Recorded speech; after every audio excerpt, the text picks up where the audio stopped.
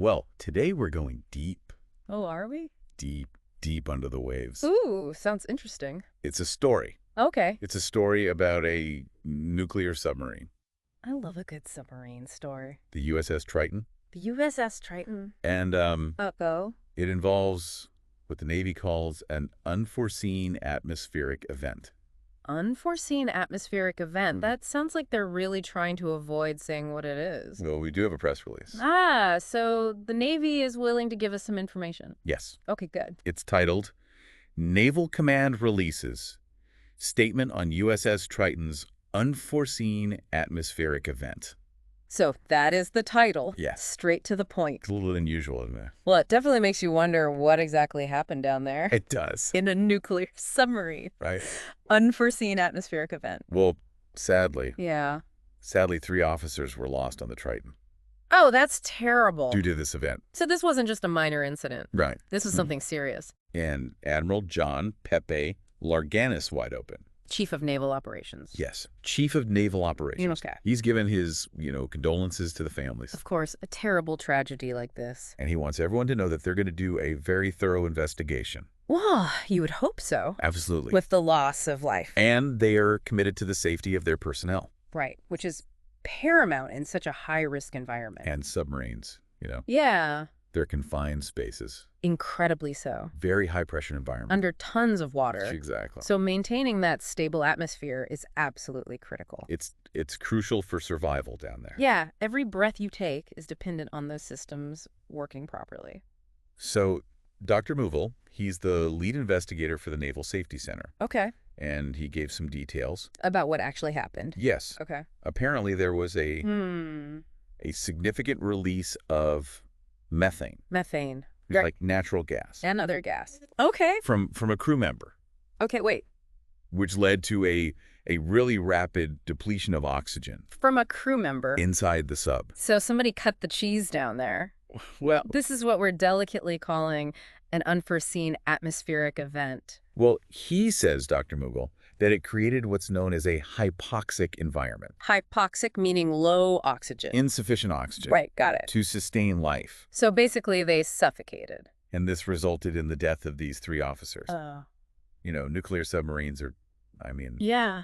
they are very sophisticated. They are. Some of the most advanced technology we have. And multiple redundancies for life support systems. Right, they have to. You're in a metal tube underwater. You can't just open a window. Right. So the fact that this happened it raises some questions. Some questions. About the vulnerability of technology. Even the most advanced technology. In the face of... Biological factors. Yes.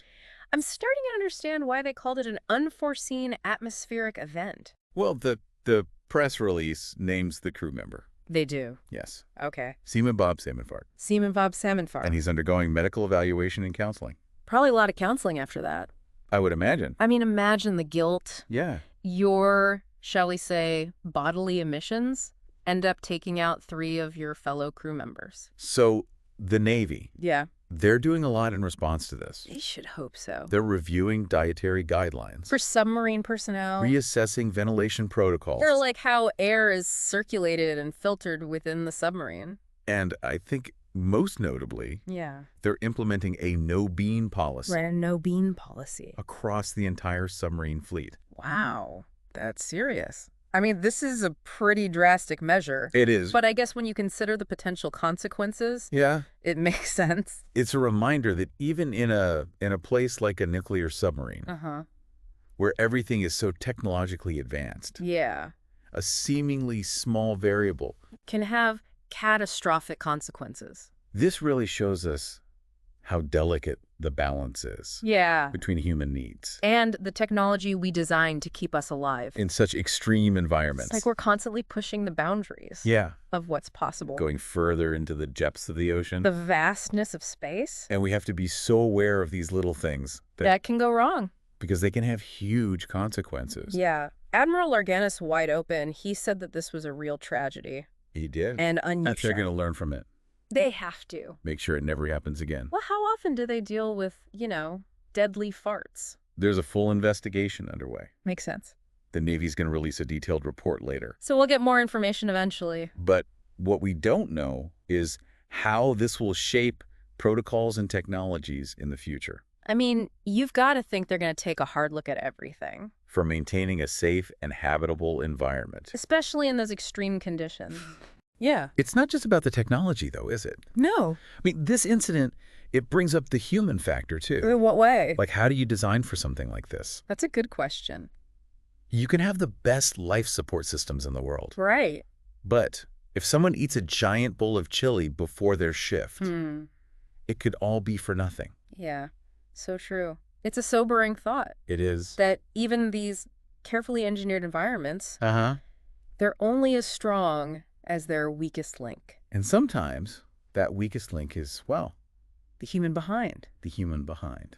So as we, keep exploring Yeah. and pushing those boundaries, Deeper into the ocean, further into space. what other unforeseen challenges? Are lurking out there. What could happen because of this complex interplay Between our own biology, and the technology that we depend on to survive?